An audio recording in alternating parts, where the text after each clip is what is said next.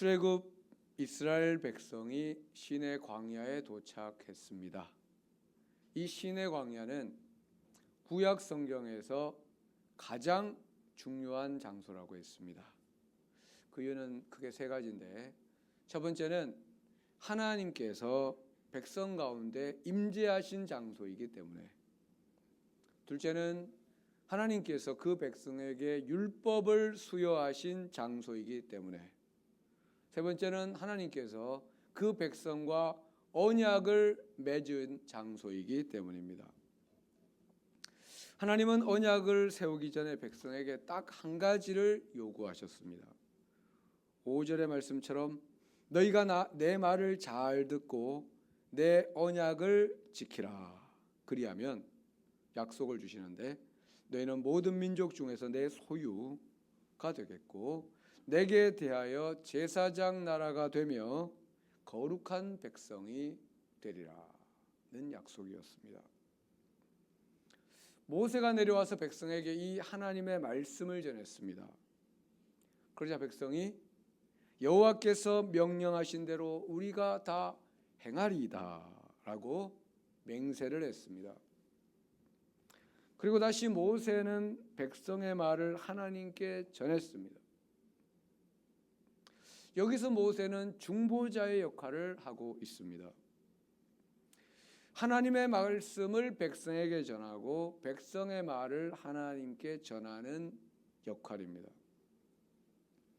그리고 또 하나, 그는 대언자의 역할을 하고 있습니다.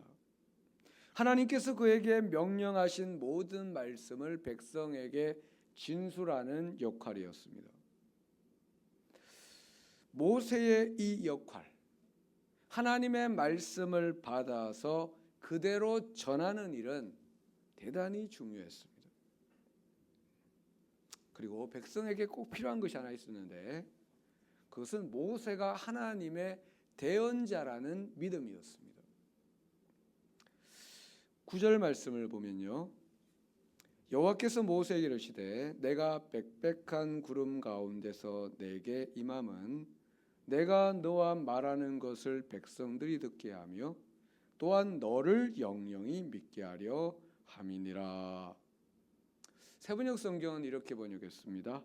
내가 짙은 구름 속에서 너에게 나타날 것이니 내가 이렇게 하는 까닭은 내가 너와 말하는 것을 백성이 듣고서 그들이 영원히 너를 믿게 하려는 것이다. 그러니까 백성은 하나님을 믿어야 되고, 둘째는 모세가 하나님의 대언자라는 것을 믿어야 했던 것입니다.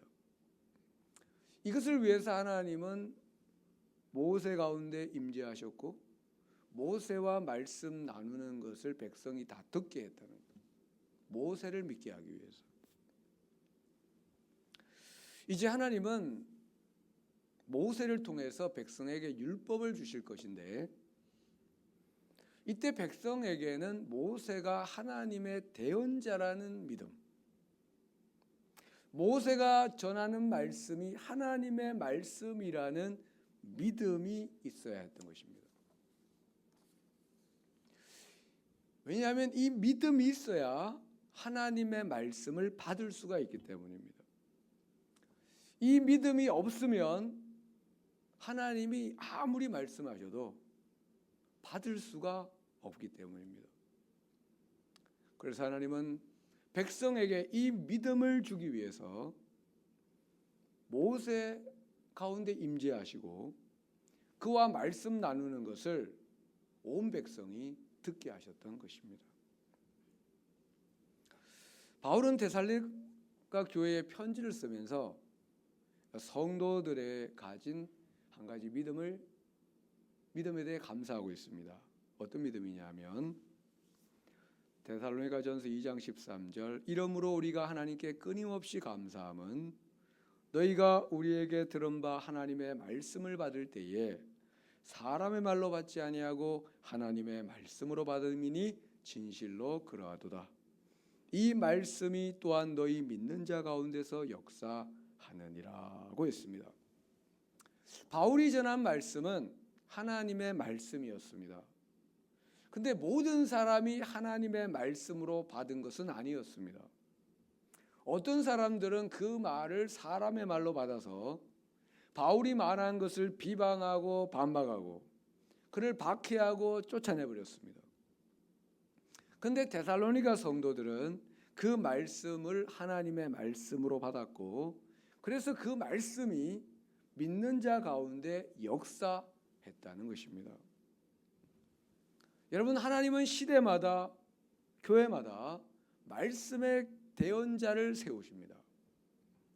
그래서 설교자들은 자신이 하나님의 대언자라는 정체성을 가지고 하나님의 말씀을 전하는 일에 최선을 다하며 기도와 말씀에 전념을 해야 하는 것입니다. 동시에 말씀을 전하는 회중들은 설교자가 전하는 말씀이 하나님의 말씀이라는 믿음을 가져야 됩니다.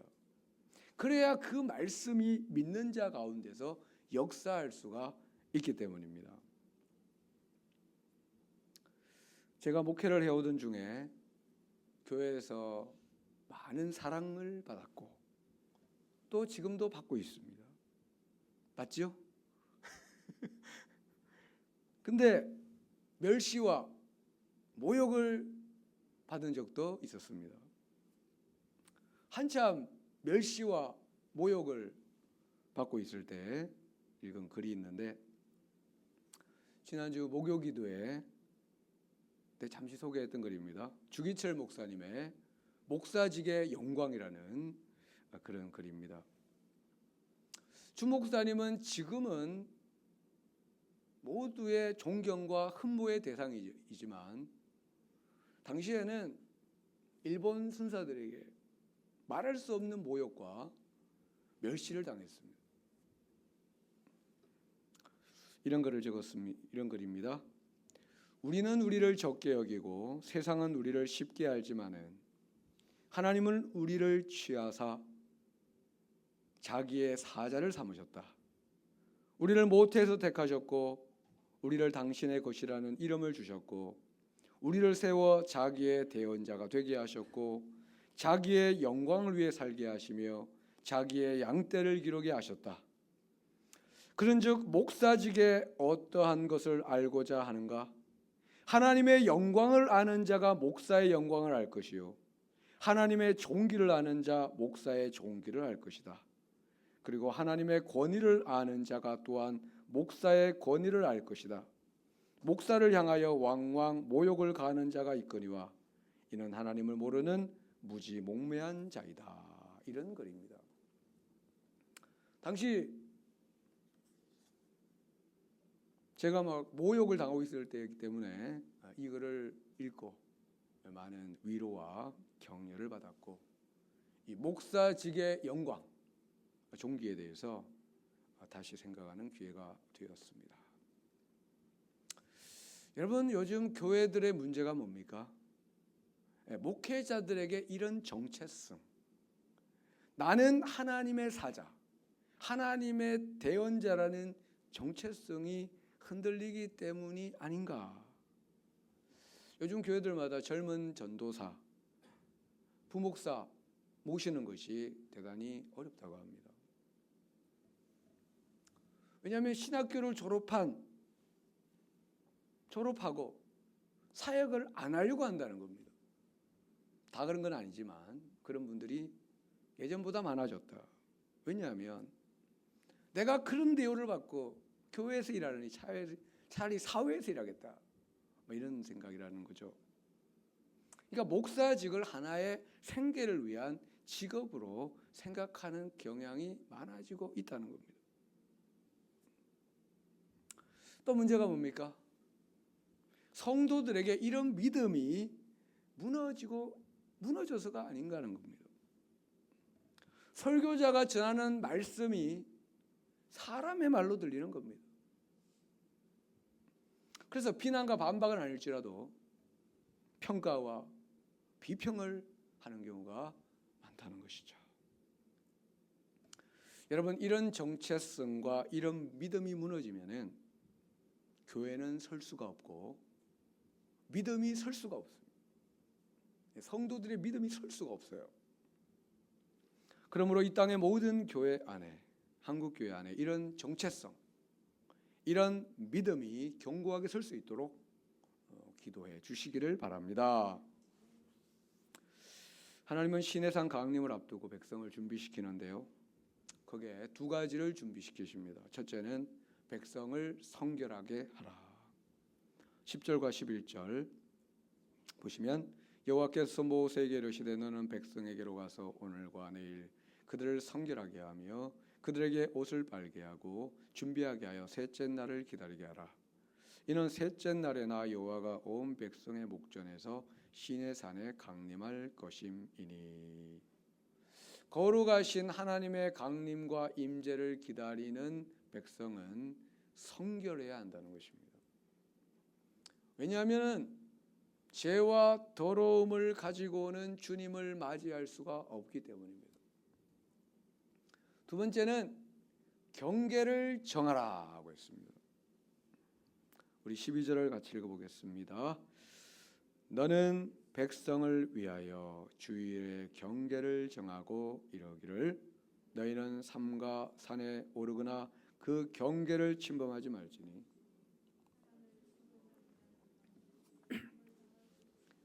아멘. 경계를 정하고, 하나님이 강림하시는 그 산의 경계를 정하고 그 경계를 침입하지 말라. 오늘의 설교 제목이 바로 이 구절이죠. 그 경계를 침입하지 말라. 13절은 조금 더 무서운 말씀이 있는데요, 그런 자에게는 손을 대지 말고 돌로 쳐 죽이거나 화살로 쏘아 죽여야 하리니 짐승이나 사람을 막론하고 살아남지 못하리라 하고 나팔을 길게 불거든 산 앞에 이를 것이니라 하라.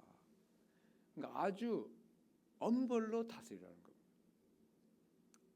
직접 이렇게 손으로 막 죽이지 말고 돌을 던지거나 활을 쏘아서 죽여라, 사형을 집행하라는 겁니다. 왜 이렇게까지 하시는가? 너무 좀 심한 거 아닌가? 이런 생각이 드는 겁니다. 16절 이하에서 하나님께서 불 가운데 시내산 꼭대기에 강림하십니다. 그리고 이제 강림을 하십니다.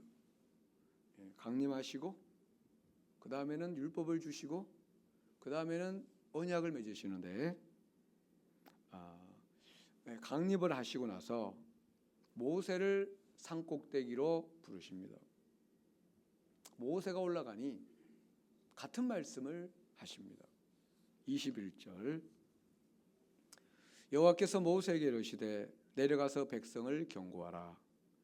백성이 밀고 들어와. 밀고 들어와라는 이 단어는 경계를 허물다는 뜻입니다. 경계를 허물고 들어와 나 여호와에게로 와서 보려고 하다가 많이 죽을까 하노라. 그러자 모세가 하나님을 안심시킵니다. 23절, 모세가 여호와께 아뢰되 주께서 우리에게 명령하여 이르시기를 산 주위에 경계를 세워 산을 거룩하게 하라 하셨사온즉 백성이 시내산에 오르지 못하리이다. 하나님을 안심시킵니다. 그러자 하나님이 그렇지 않다고 하십니다. 그들이 경계를 침범하려고 할 것이니 다시 경고하라고 하셨습니다. 24절, 여호와께서 그에게 이르시되 가라, 너는 내려가서 아론과 함께 올라오고 제사장들과 백성에게는 경계를 넘어 나 여호와에게로 올라오지 못하게 하라. 내가 그들을 칠까 하노라. 여기 계속 경계라는 말이 있고 경계를 넘으라는 말이 있습니다. 여러분, 하나님과 우리 사이에는 분명한 경계가 있습니다. 예수님이, 성령님이 우리 안에 들어와 계시다고 해서 경계가 없는 게 아닙니다. 집에서 부부 사이에도 경계가 있어야 되죠. 부모 자식 간에도 경계가 있어야 되는데 하나님과 우리 사이에는 분명한 경계가 있습니다. 하나님은 하나님이시고 우리는 인간입니다. 하나님은 하늘에 계시고 우리는 땅에 있습니다. 하나님은 창조주시고 우리는 피조물입니다. 하나님은 왕이시며 우리는 백성입니다. 하나님은 주인이시고 우리는 종입니다. 하나님과 우리 사이에는 넘어서는 안 되는 분명한 경계선이 있는데 이 경계선을 침범하지 말라. 이게 침범하는 게 죄입니다. 침범하면 반드시 죽는다고 했습니다. 태초에 하나님이 천지를 창조하시고 하나님의 형상대로 사람을 지으셨습니다. 그리고 그들에게 뭘 줬습니까? 자유를 주었습니다. 자유. 창세기 2장 16절에 보면요, 여호와 하나님이 그 사람에게 명하여 이르시되 동산 각종 나무의 열매는 네가 임의로 먹되.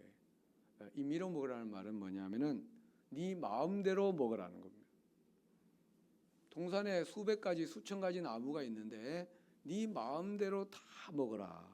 자유를 주시고 권한을 주셨습니다. 그런데요, 17절에 보면 창세기 2장 17절에 선악을 알게 하는 나무의 열매는 먹지 말라. 경계를 정하셨습니다. 네가 먹는 날에는 반드시 죽으리라 하시니라. 내가 너에게 자유를 주는데 그 자유에는 경계가 있다는 겁니다. 한계가 있다. 하나님이 정하신 침범해서는 안 되는 경계선이 있다는 것이죠. 이것은 하나님을 하나님으로 인정하라는 것입니다.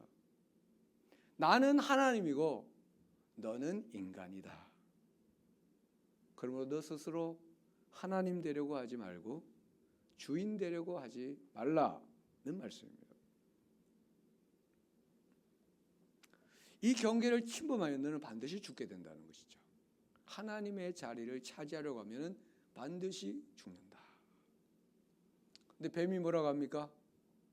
뱀이 유혹합니다. 결코 죽지 않으리라. 경계선을 넘으라고 합니다. 스스로 하나님이 되라고 합니다. 너희가 그것을 먹는 날에는 너희 눈이 밝아져 하나님과 같이 되어 선악을 알게 할 줄 하나님이 아십니다.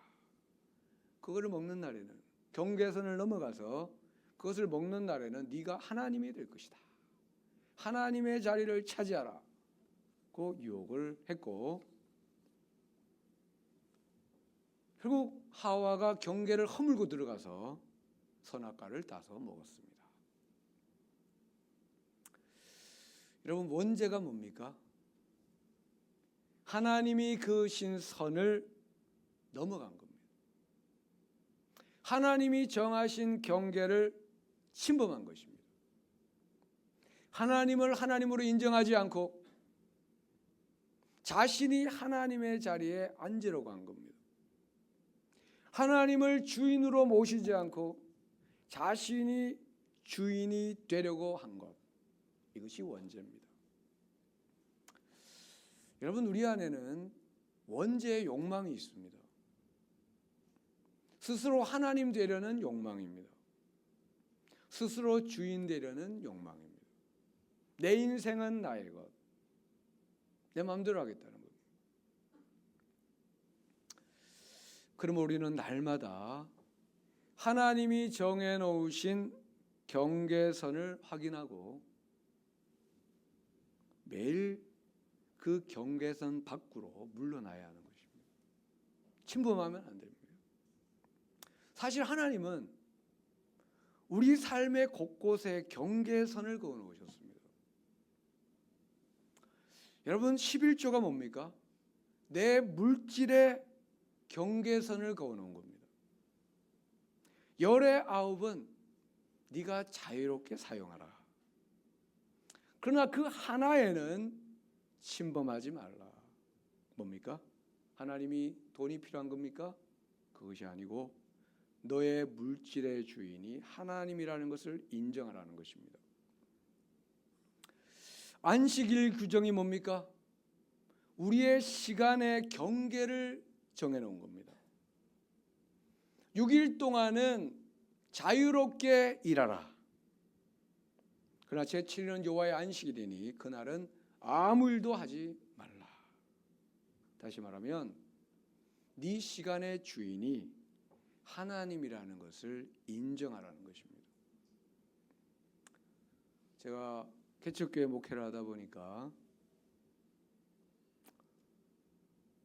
어떻게 보면 개척교회 목사들의 특징일 수도 있는데 자꾸 제 안에 주인 노릇하려는 그런 생각들이 자꾸 밀려올 때가 있습니다. 마치 제가 이 교회를 책임져야 한다는 그런 생각들입니다. 어떨 때는 중압감이 있을 때도 있고 또 염려와 근심이 몰려올 때도 있습니다. 그때마다 경계선 밖으로 물러서려고 하는 것입니다. 이 교회의 주인은 하나님이신데, 그리고 나는 종인데 종이 무슨 책임을 지느냐? 종이 책임지는 거 봤습니까? 종은 책임 안 집니다. 종은 시키는 거 하면 됩니다. 책임은 하나님이 지시고 종은 주인이 하라는 일을 하면 되고, 그런데 그 하라는 일에 대해서는 책임을 져야 됩니다. 그래서 교회에 대한 모든 책임은 하나님께 맡기고 제게 하라고 주신 일만 열심히 하자라는 마음을 먹게 됩니다. 여러분, 우리 안에 원죄의 욕망이 있습니다. 하나님이 정하신 경계를 침범하려는 욕망입니다. 내가 왕이 되려는 욕망, 스스로 주인 되려는 욕망입니다. 여러분, 하나님은 하나님이시고 우리는 인간입니다. 하나님은 왕이시고 우리는 백성입니다.